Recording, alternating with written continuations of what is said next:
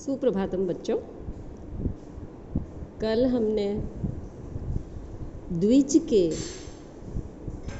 उपवीति ग्रहण करने को किस किस प्रकार से व्याख्यायित किया है, यह 63वें श्लोक में पढ़ा था।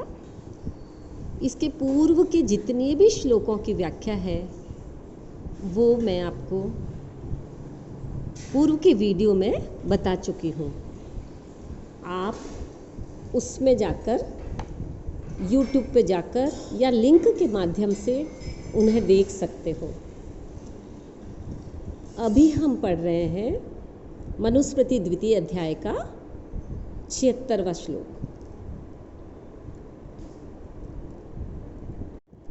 इस 70वें श्लोक में मनु ने बताया है कि अध्यापन योग्य शिष्य की विशेषताएं क्या क्या होनी चाहिए। यद्यपि एक बार वह उपनीत हो जाता है, यज्ञोपवीत पहन लेता है, किंतु फिर भी वो गुरुकुल में जाकर अध्यापन के योग्य कब बनता है, इसकी विशेषताएं बताते हुए मनु कहते हैं, अध्येष्यमाणः तु आचन्तो यथा शास्त्रम उदंगमुखः ब्रह्मांजलिकृतः अध्याप्यो लघुवासा जितेंद्रियः। अर्थात ऐसा शिष्य जो अध्येष्यमाण, ईश धातु है चाहने में, इच्छुक अर्थ में, कि जो शिष्य अध्ययन करने का इच्छुक हो,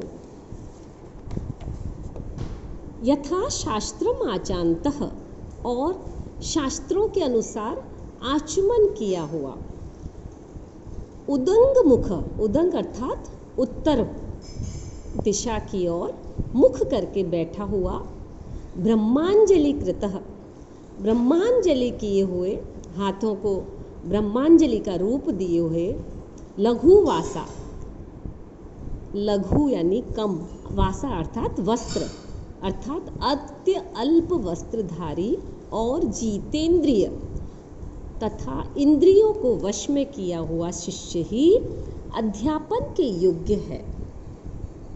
अर्थात मनु कहते हैं कि यदि उपनीत ब्रह्मचारी को जब शिक्षा प्रदान की जाए, उस समय वो शिष्य अध्ययन की अभिलाषा रखने वाला हो, और वो शिष्य शास्त्र उक्त विधि द्वारा आचमन किया हुआ हो, और उत्तर दिशा की ओर मुख करके बैठा हुआ हो, तथा उसने ब्रह्मांजलि भी की हुई हो, तभी उस शिष्य को अध्ययन कराना चाहिए।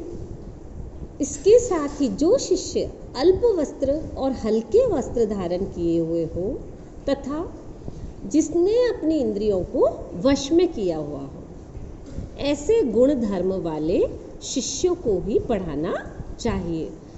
इस प्रकार जो अध्ययन की अभिलाषा रखता है, उस शिष्य का जितेंद्रिय होना अति आवश्यक है।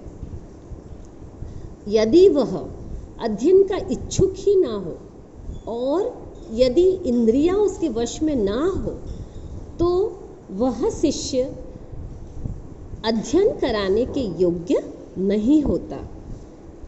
तब वह अगर प्रांग मुख हो, अर्थात पूर्वांग मुख हो, तो भी गौतम ऋषि ऐसे कहते हैं कि उसे अध्ययन कराया जा सकता है। ये अलग अलग ऋषियों की धारणाएं हैं। व्याकरणात्मक टिप्पणी में आप 2-3 शब्द इसमें से लिख सकते हैं, जिसमें अध्येष्यमाणः अधि उपसर्ग है, ईश धातु चाहने अर्थ में है, और शानच प्रत्यय है जिसमें आन शेष बचा है। आचान्तः में आ उपसर्ग है, चमो अदने भी है, और त प्रत्यय जो भूतकालिक अर्थ में प्रयोग होता है। यथा शास्त्रम में समास है, अव्ययी भाव, शास्त्रम अनतिक्रम में इति यथा शास्त्रम, और जितेंद्रिय में भी बहुव्रीहि समास है, जिसमें जीतानि इंद्रियाणि येन सह, अर्थात वो व्यक्ति जिसने अपनी इंद्रियों को वश में कर लिया है, उसे जितेंद्रिय कहते हैं।